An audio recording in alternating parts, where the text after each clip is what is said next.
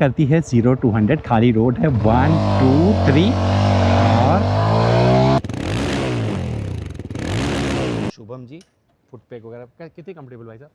सही है, बढ़िया है। अगर अपने देश में आप ट्रू स्क्रैम्बलर की बात करेंगे ना, तो वहाँ पर आपको HD स्क्रैम्बलर मिलेगी। एक ऐसी मोटरसाइकिल जो सर्वगुण संपन्न है, मोस्ट अफोर्डेबल बोल सकते हैं। 1,99,000 रुपये से इसकी कीमत शुरू होती है और 2026 में से कई सारे बदलाव किए गए हैं। एक तो यहाँ पर 30-30 का फेयर है, यानी कि 30 PS पावर आउटपुट, 30 Nm का टॉर्क और 30 का ही माइलेज। ये सारी चीज़ें 30-30 पर ख़त्म होती हैं। मैं क्या करने वाला हूँ अपने इस वीडियो में, इसका एक डिटेल माइलेज टेस्ट करने जा रहा हूँ। तो चला के बताऊँगा कि कितना माइलेज दे सकती है और ये भी बताऊँगा चलाने में कैसी है। मेरी हाइट 6'2" के आसपास है, उस हिसाब से बताऊंगा कितनी कंफर्टेबल है। लेकिन अगर भारतीय बाजार में इसका कंपैरिजन उठाकर देखेंगे तो ट्रायम्फ की स्क्रैम्बलर 400 से इसका कंपटीशन है। दूसरा RE स्क्रैम 440 से भी इसका आप कंपैरिजन देख सकते हैं। लेकिन ये मोटरसाइकिल थोड़ी अलग है, क्यों है चलिए बताते हैं।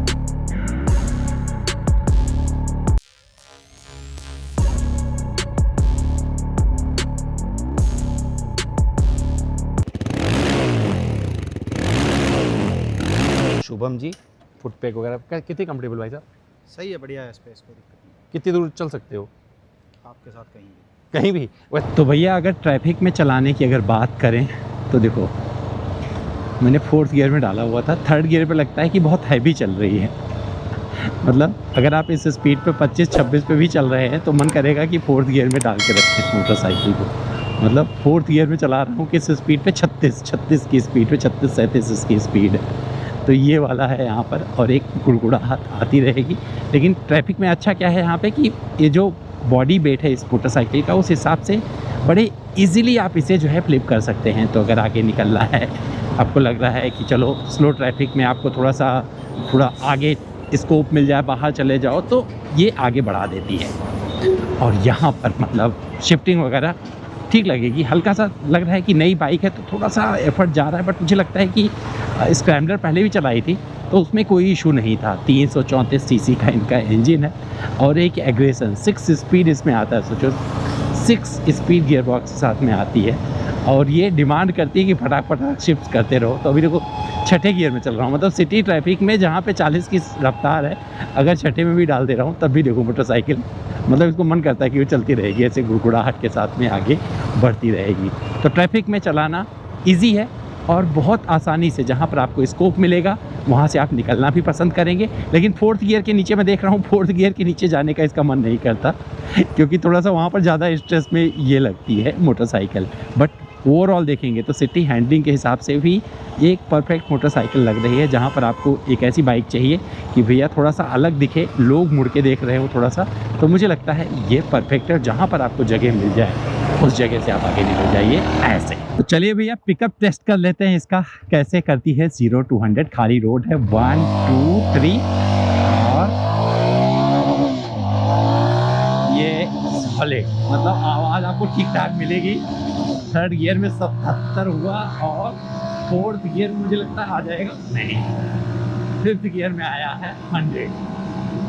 और अगर टॉप स्पीड की बात करेंगे तो टॉप स्पीड टच करने नहीं जा रहा हूँ मैं, फिर भी आप यहाँ तक पहुँच सकते हैं। मतलब ये स्पीड है, बाइक का वजन थोड़ा कम है ना, इस वजह से बड़े इजीली ये वहाँ तक पहुँच रही है। और ये बहुत पता, मैं बोल रहा था ना कि जब आप सिटी में चलाएंगे तो वहाँ पर ये 4th गियर से ऊपर ही रहना पसंद करती है, मतलब 4th गियर के नीचे आना पसंद नहीं करती है। जब आप क्रूज कर रहे होंगे 25 30 या 35 की स्पीड पर होंगे तो वहाँ पर, लेकिन अगर आप हाईवे पे चला रहे होंगे इस मोटरसाइकिल को, कंफर्टेबल स्पीड ढूंढेंगे तो आप 90 पे भी आराम से चला सकते हैं। 90 हो गया और ये 100 तक जाएगी, मतलब आराम से, मतलब 100 पर आपको एक कंफर्टेबल स्पीड दे सकती है। लेकिन यहाँ पर आपको थोड़ा फील होगा कि ये जो है अभी एक अच्छी स्पीड पर जा रही है। लेकिन वहीं पर अगर ब्रेकिंग बाइट्स की बात करेंगे तो ब्रेकिंग बाइट्स अच्छे आ रहे हैं।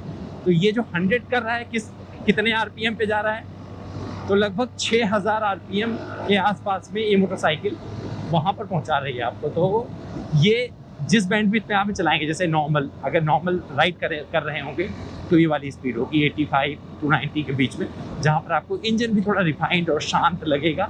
और एक तरह से देखेंगे तो ये बहुत सारी चीज़ें, मतलब बहुत सारी कहानी आपको 6000 RPM के अंदर ये करके दे देती है। इसके ऊपर जब आप बहुत कुछ टेस्ट करना चाहेंगे तो वहाँ पर जाना पड़ेगा। अगर बात करें कुछ और चीज़ों की जो इस मोटरसाइकिल में मिलती हैं, तो फीचर्स अच्छे मिल जाते हैं।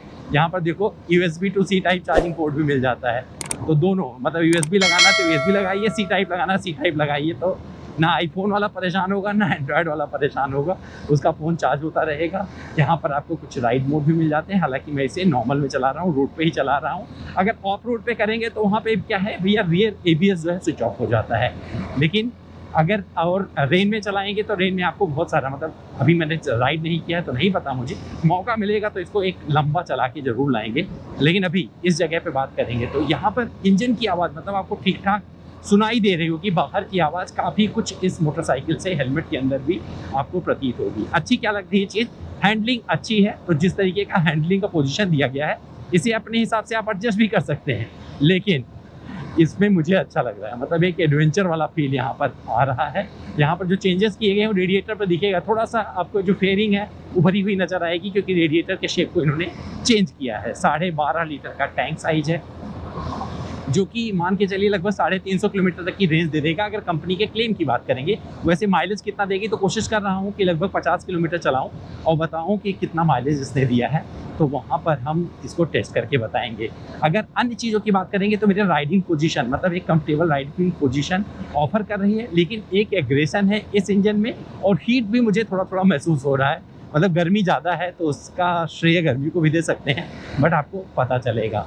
अगर आप कहीं से टर्न वगैरह कर रहे होंगे तो वहाँ पर भी इजीली ये टर्न करवा के दे देती है, ऐसा नहीं है कि आपको टर्निंग में प्रॉब्लम होगा। तो जहाँ पे जिस कंडीशन में चला रहा हूँ उस कंडीशन के हिसाब से आपको बताऊँगा। तो अभी यहाँ पर मैंने इसका 0 to 100 भी टेस्ट करके देखा। अगर शिफ्टिंग की बात करेंगे तो शिफ्टिंग ठीक है, अच्छा लगेगा, बट मुझे लगता है थोड़ा और स्मूथ हो सकता था अगर शिफ्टिंग की बात करेंगे।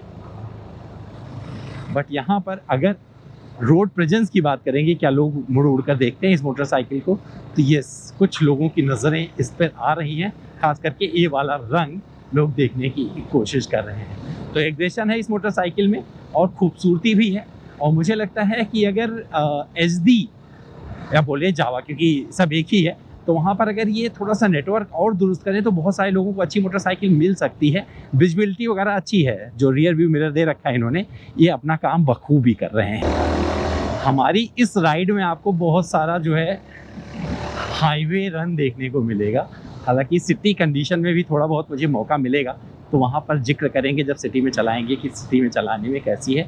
लेकिन ये जो वाला जो हाईवे जिस पर चला रहा हूँ मैं इसे, यहाँ पर भी ठीक ठाक ट्रैफिक है, मतलब एवरेज ट्रैफिक बोल सकते हैं जो आपके शहर में होता है।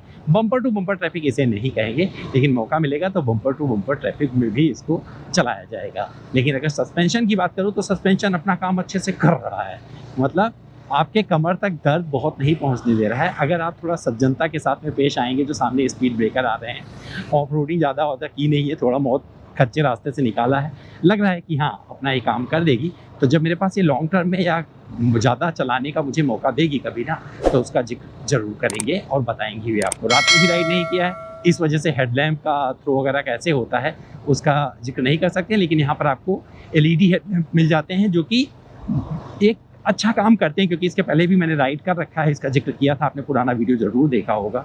उम्मीद है नहीं देखा होगा, कोशिश करूँगा कि उसे भी आई बटन पर दे दूँ जिससे आप उसे देख पाएँ। अगर ओवरटेकिंग वगैरह की बात करेंगे तो भैया आराम से अपना, क्योंकि पावर ठीक ठाक है इसमें, 334 cc इंजन के साथ में, ये पहले से ही डिसाइडेड था जिस तरीके से इन्होंने किया। 18% GST का बेनिफिट इस सेगमेंट में इनको मिल गया है, क्योंकि ये इनके पास, मतलब अगर जावा की बात करेंगे ना तो इनके पास सिर्फ एक ही बाइक है जो 40% वाले GST कैटेगरी में जाती है, बाकी तो आपको 18% वाले में मिल जाती है। तो यहाँ पर आपको एक ऐसी बाइक मिल सकती है जो थोड़ी पावरफुल भी है, थोड़ी यूनिक भी है, और अगर आपको स्क्रैम्बलर ही चाहिए तो इस सेगमेंट में इससे अच्छा ऑप्शन आपको नहीं मिलने। अगर स्क्रैम्बलर की बात करें तो वहाँ पर आपको रिफाइनमेंट भर के मिलेगा, लेकिन जिस तरीके से उन्होंने 400 से 50 cc डाउन कर दिया है 18% कैटेगरी का GST कैटेगरी का बेनिफिट लेने के लिए, वहाँ पर थोड़ा सा कंप्रोमाइज हुआ है पावर, बट फिर भी अभी भी वो मोटरसाइकिल इस सेगमेंट में मतलब आपको बढ़िया लगेगी। लेकिन अगर वैल्यू उठाकर देखेंगे तो ये वाली मोटरसाइकिल आपको ज़्यादा पसंद आएगी। चला हुआ है सेकेंड गियर में मोटरसाइकिल, 15 की स्पीड पे मैं चला रहा हूँ यहाँ पर। तो अब सेकंड गियर को कोई दिक्कत नहीं है, मतलब सेकंड गियर में आप यहाँ पे चला सकते हैं सेकंड। इस पे जब आपके सामने ऐसा ट्रैफिक होगा, इसे बोलेंगे real bumper to bumper traffic, तो इसमें भी थोड़ा सा इसको हम चलाएंगे, अभी मौका मिल गया है। लेकिन बाइक डिमांड कर रही है कि थोड़ा सा शिफ्टिंग करूँ ऊपर, बट थोड़ा जब खुलेगा रास्ता तब किया जाएगा, नहीं तो यहाँ पर ऐसे से चलते रहेंगे आराम से। हैंडलिंग अच्छी है और बड़े इजीली, मतलब ऐसा नहीं लगा कि एक भारी मशीन चला रहे हैं जो आपको दिक्कत दे रही है। यहाँ पे पहली बार अब मैं फर्स्ट गियर में चला रहा हूँ, मुझे लगा फर्स्ट गियर डालना चाहिए। पिलियन के साथ और चला रहा होता तो और अच्छा लगता, लेकिन पिलियन को बिठा के ज़रूर पूछा था मैंने कि पिलियन के लिए कितनी कंफर्टेबल है, तो पहले सुन लीजिए ज़रा हमारे पिलियन साहब ने क्या बोला। शुभम जी, फुट पैक वगैरह कितनी कंफर्टेबल भाई साहब? सही है, बढ़िया है स्पेस, कोई दिक्कत नहीं। कितनी दूर चल सकते हो? आपके साथ कहीं भी। कहीं भी वैसे कंफर्टेबल है पकड़ने वकड़ने की हाँ, जगह? वैसे ठीक है, हालांकि बैक रेस्ट वगैरह नहीं है पीछे, हाँ। साइड में ही ग्रैब हैंडल है। हाँ हाँ तो अगर लंबी दूरी तय करनी है तो पीछे एक सपोर्ट चाहिए, तो बैक रेस्ट डालना पड़ेगा इसमें। हाँ हाँ, पर ये है कि कुशन वगैरह अच्छा लग रहा है और स्पेस है। स्पेस है। जैसे इस जगह से निकलना है आराम से, मतलब अगर छोटी छोटी जगह भी मिल जा रही है तो कोई दिक्कत नहीं है। अब ट्रक में जहाँ लगेगा कि आप अंदर घुस सकते हैं, बाइक निकल जाएगी। रास्ता खुलते ही मोटरसाइकिल हो जाती है बुलंद, देख लो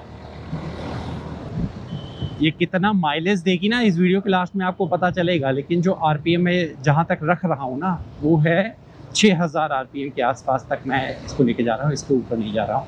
और वहीं पर मुझे एक कंफर्ट मिल रहा है इस मोटरसाइकिल में। और अगर कंफर्ट की बात करेंगे ना तो सच में मतलब अच्छा लग रहा है, बट थोड़ा थोड़ा मुझे हीटिंग का इशू आ रहा है।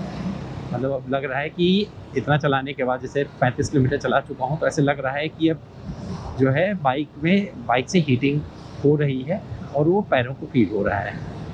आज मैंने राइडिंग पैंट नहीं पहना, इसीलिए देखने के लिए कि देखो जरा ये हीट करे, क्योंकि राइडिंग पैंट में कई बार छुप जाता है ना, बट आज थोड़ा थोड़ा लग रहा है। बड़ी गर्मी भी बहुत ज़्यादा है, हो सकता है उसकी हीटिंग हो।